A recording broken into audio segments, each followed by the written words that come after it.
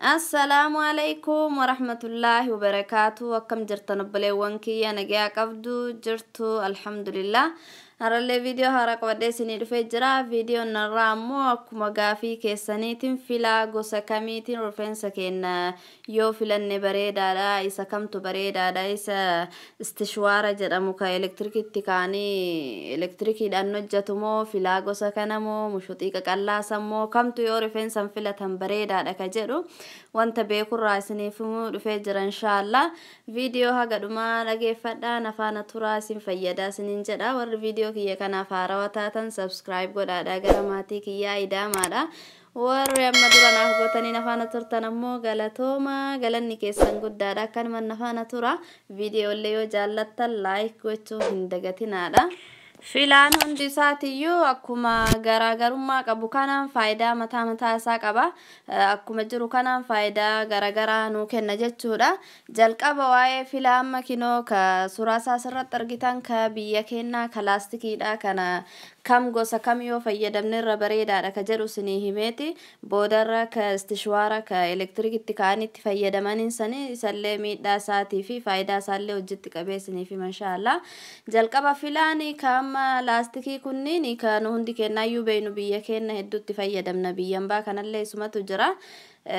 filaa kanneen rifeensa keenyaaf ka ta'u kunoo amma asirratti argitan ka ani amma kanaan fayyadama ka qabata qabu ka filaan isaa gadi dhedheeratu kana rifeensa kiyya yeroo jalqabaa isaan fila jechuudha sammallee kinoo ka akkanas dheeratu ka suura irratti isin agarsiisaa jiru kunillee bareedaadha haa ta'uutii rifeensa keenya jalqabu wayita filannu ka filatuuni qabnu rifeensi keenya garaagarummaa addaan qaba akka nu hundi keenyayyuu kun ka rifeensa nama kaanii luucaadha kun ammoo gabaabaadha kun dheeraadha akkasuma kun giciicaa walitti qabatu addaan namaan ba'u akkasuma filannuun illee garaagarummaa qaba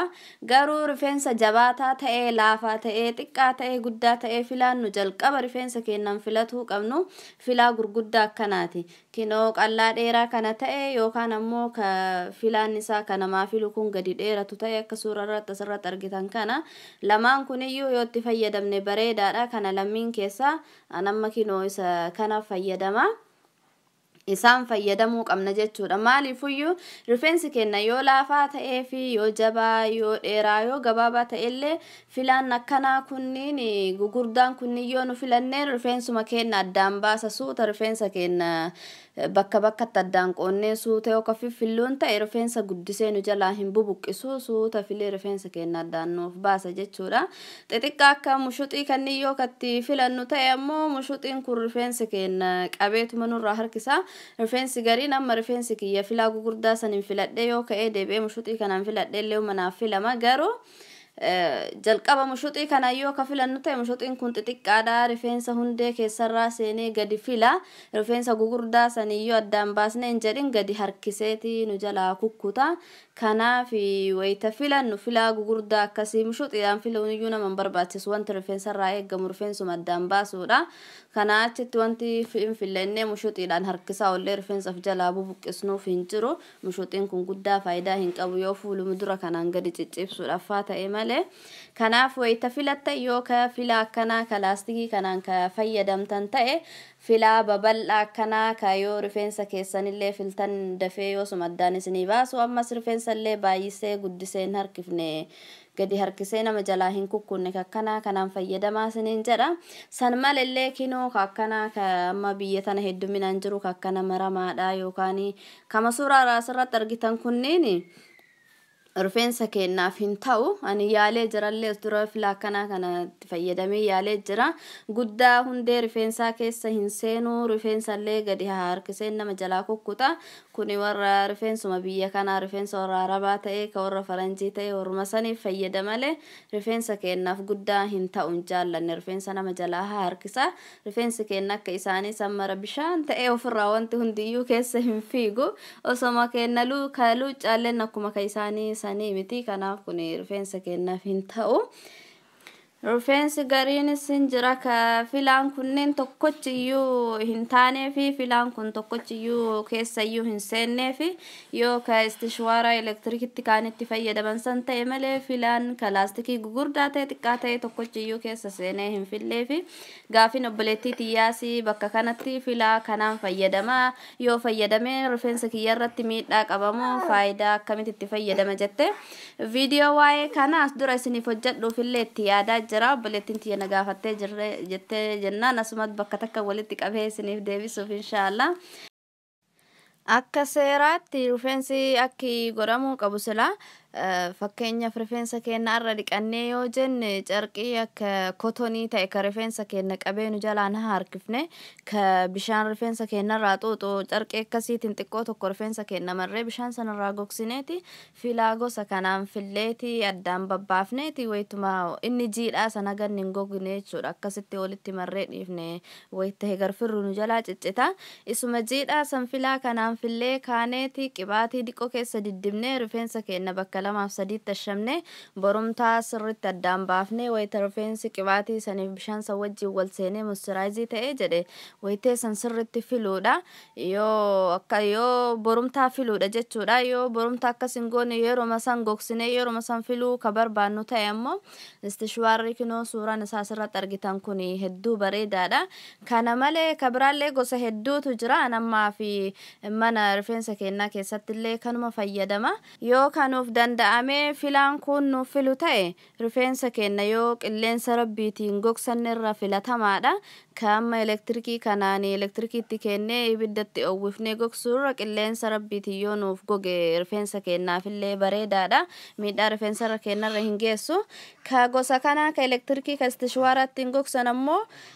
miidhaa guddaallee hin qabu itti fayyadamee argee jira hedduu tokko jaalladhee jira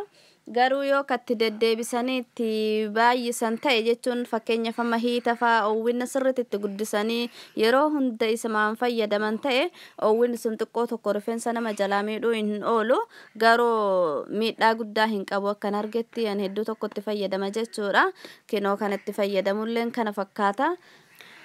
Mana kiyya keessattillee kanuma bitadhee yeroo tokko itti fayyadama mana rifeensaa keenya keessattillee kana fayyadamna jechuudha ani guddallee itti fayyadamu yeroo takka itti fayyadama deebi'ee daa'ima kiyyaafillee yeroo takka fayyadama rifeensa gadi filee hedduu tokko gadi dheeressaa wayita isaan filatanii jedhan waanuma silaa rifeensa tokkosuudhaaf ibiddaan gubuudhaaf nama fayyadamsiisuyyuu hin qabu kanaan filamee jennaan rifeensi maashaallah gadi dheerata yoo duraan gadi harkifatee ol filaa kaanin filan rifeensi gariin faasuma dheeraa ta'uyyuu ol dacha'a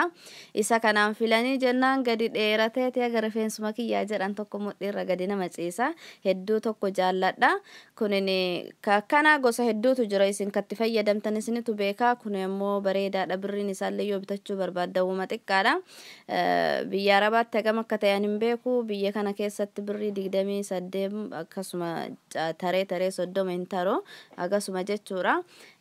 yoo qilleensa isaa qofaan gogsatu barbaadanillee kaafaanitti itti kaahanii qilleensa qofaan rifeensa ofitti afuufaatti akka isaan hin fille yoo barbaadanitti gogsatanillee hin qaba kinooti akkasuma filaallee qaba